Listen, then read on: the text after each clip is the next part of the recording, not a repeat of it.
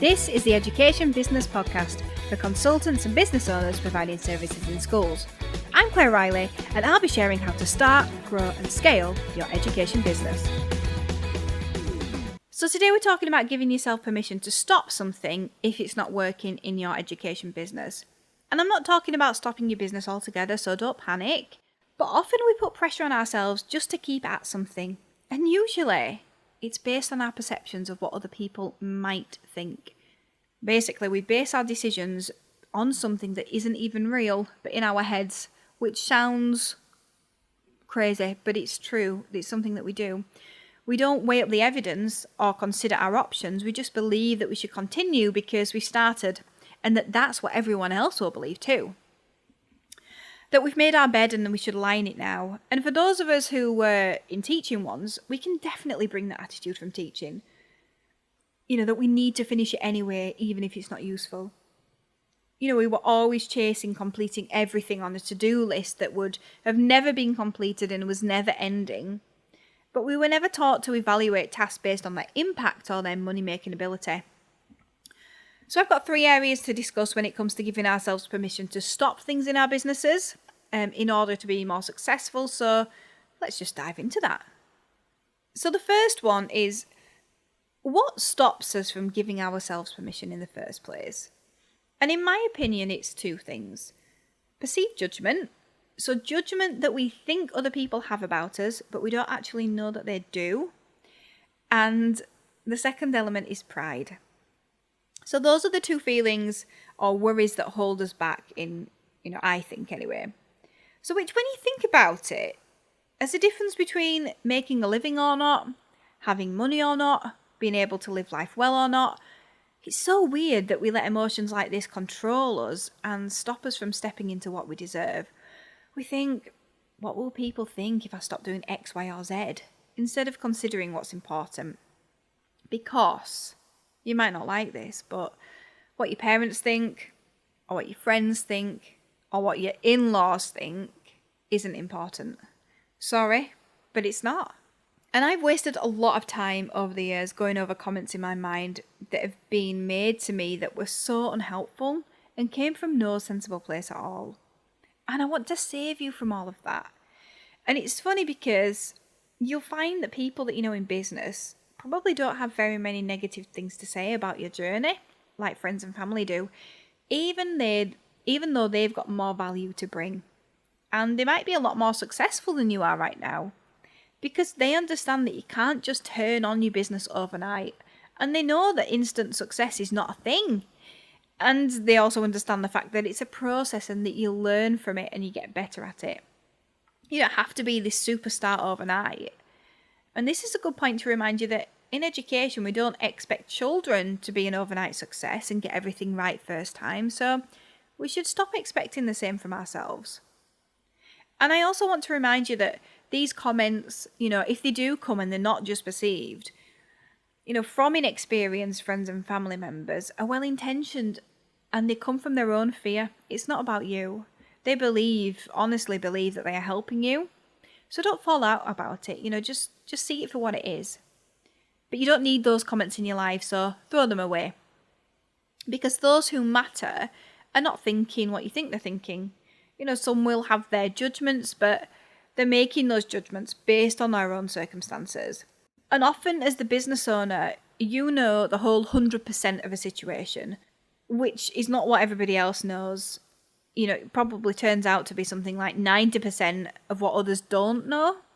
So they'll know their small 10%, and then they'll fill in the blanks to make that missing bit up. And so how can you honestly accept the judgment of someone who only knows 10% of a situation? And often that 90% of information that, you know and they don't know is probably not something that you can share with them either. So you can feel very trapped, stuck between a rock and a hard place. And I know that this, won't apply to everybody who's listening, but I thought it was worth mentioning as well that if you do have staff, then they can also fall into that friends and family bracket, making comments that they think are helpful, either out of the best intentions or maybe based on their current circumstances as well, without knowing enough of the information. So obviously, some employees will know more. So it is important to step back and gauge whether the comments, are valuable to you for that specific moment and where they're driven from. Because when it comes to employees, it can be really hard to navigate because it can feel like, oh, well, they're in the business, so they do know more, they're in the mix. But often that's still not the case because when you're in it, you can't always really see it. It's about the percentage of the whole thing that they can see and their perception of it. So to move forward, from just doing the same old thing that deep down isn't working, you've just got to accept pride and perceived judgment for what it really is and hold it at arm's length and crack on anyway. And I know this can be so hard because it can feel so overwhelming and so big, and it can feel like it can fill the full space.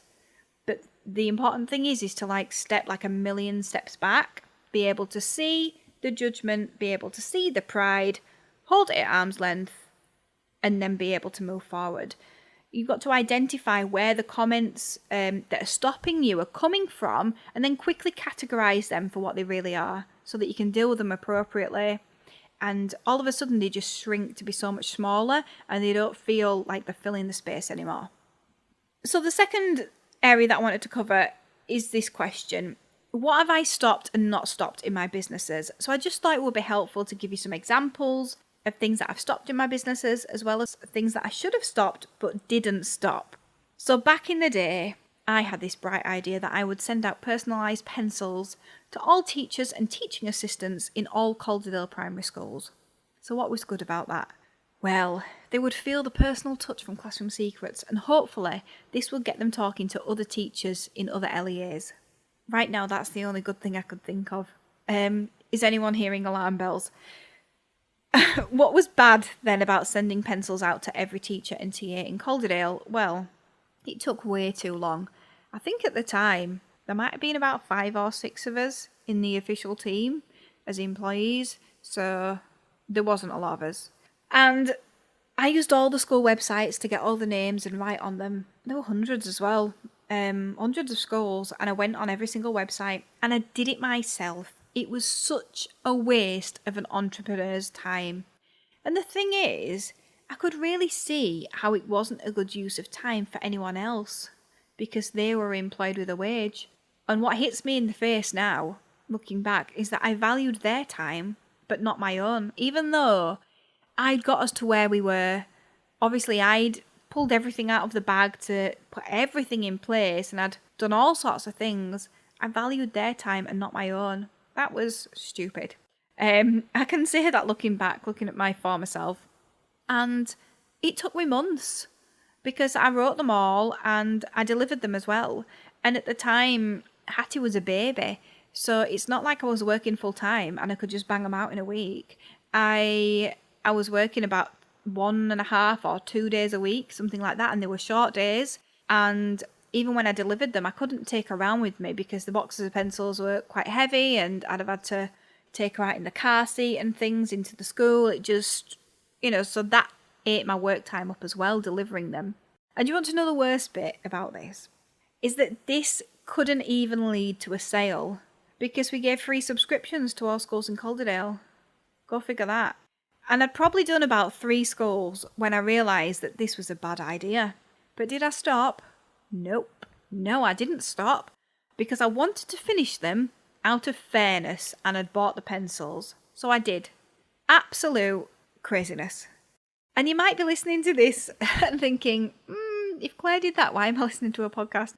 But the point is, you might have something similar in your business now where you just want to finish it out with fairness, or you can't see past sort of the good idea that you feel like you had in the first place. And maybe that'll just spark that for you. Even when you've managed to move on from crazy little things like that, things like this can still happen, basically, even if you've made a success out of things in the end. So another story then. Back in 2019, we wanted to set up a new product where the children could log in themselves and complete activities online. And it was something that had been, one of my ideas for years before that. I'd wanted to do that for years. And we ummed and ahed about how we could go about it. And based on the capabilities that we had in-house at the time, We settled on our new Classroom Secrets Kids website as a first pass. It was kind of going to be a halfway house for us based on what we could do then, but we wanted to move on something. But unfortunately for us, it kind of just ran away with us because a few months later, all the schools shut because of the pandemic and everyone was remote learning, and we just had to pump a lot into this site without really much time to think and evaluate what we were actually doing. And to cut a long story short, because of the way we had to throw so much resource at it to serve the nation for free, it's not what we want it to be. And so we've stopped selling it and we've made it part of our current subscription, and in time they will function together as one website. So I thought that was a good example of stopping something that doesn't work and being okay with it and swallowing the side effects, because it has side effects on sales as well. You know, a few other examples of when it's important to consider whether or not you need to give yourself permission to stop. I thought it would be helpful to run through some of those. You know, we've been concerned before about finishing a resource line without finding out if it's actually what the customer wants. You know, why are you doing it if the customer doesn't want it? Sometimes we can just think, oh, well, I just want to finish it.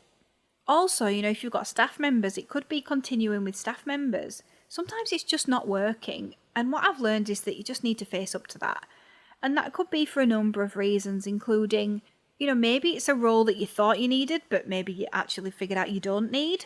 Or maybe it's a role you don't need anymore. Maybe it's not a good fit. And you've just got to be brave and have those conversations that you need to have. And that's okay. And then at Education Business Club, you know, we've stepped back and stopped offering one-to-ones because we've realised that one-to-many is what you want and need.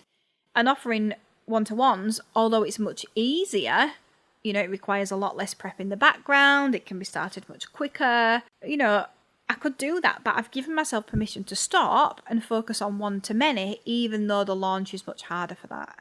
And just a little pep talk to myself on this, and you, of course. It's not failing. It could be failing if you carry on, and business is all about failing anyway. It's just about not failing enough to fold the company.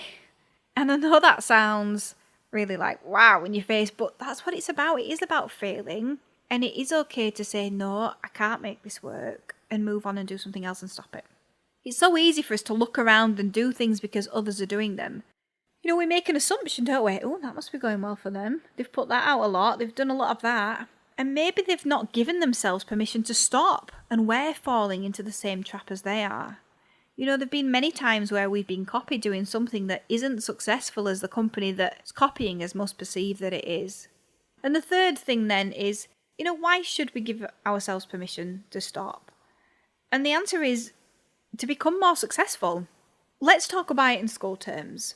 You know, when a school requires improvement, why does this happen? So it's actually not uncommon, is it, for a school to have been outstanding for 8 years previously and have dodged inspections in the meantime and then requires improvement when they get the next Ofsted. So how does it actually get so bad?